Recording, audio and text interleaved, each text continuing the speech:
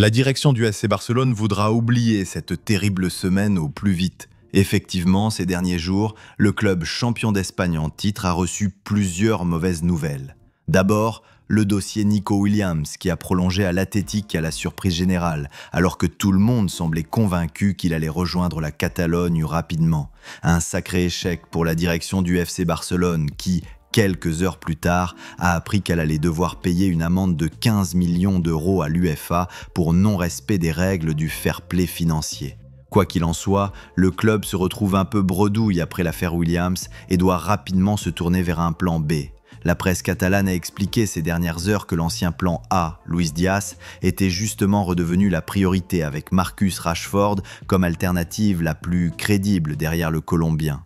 Sauf que, comme l'indiquent plusieurs médias comme AS, c'est très compliqué. Luis Diaz est un joueur qui sera potentiellement bien plus cher que Williams, ce qui rend son arrivée et son enregistrement en Liga compliqué, même si le retour à la règle du 1 sur 1 du fair play financier de la Liga donnera plus de marge aux Catalans en cas de vente de joueurs.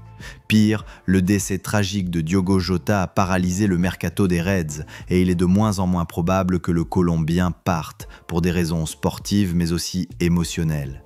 Deco compte donner quelques jours de répit au club anglais avant de repasser à l'attaque. Quant à l'attaquant anglais, il s'agit d'une opération moins chère qui pourrait se boucler autour d'un prêt avec option d'achat, mais le Mancunien ne fait pas forcément l'unanimité à Barcelone. Surtout que l'objectif du club est d'enrôler un gros joueur capable d'être performant de suite, et Rashford, qui cherche plutôt à se relancer après des années compliquées, ne correspond pas forcément à ce profil.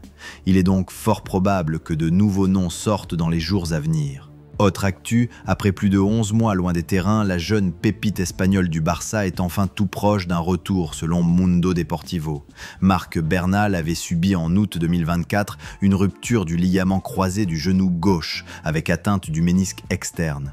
Aujourd'hui, en phase finale de sa convalescence, le joueur de 18 ans a accordé une interview à Delaito, sponsor de son campus, afin d'évoquer la difficulté de se remettre d'une telle blessure. Au moment de la blessure, je savais déjà qu'il s'était passé quelque chose.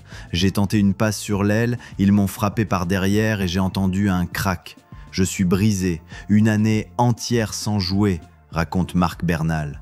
Hansi Flick place beaucoup d'espoir dans le retour de Marc Bernal. Polyvalent, il pourrait bénéficier de temps de jeu. Le coach allemand, qui n'hésite pas à faire confiance aux jeunes comme Casado, Cubarsí ou encore Lamine Yamal, pourrait bien lui offrir sa chance prochainement.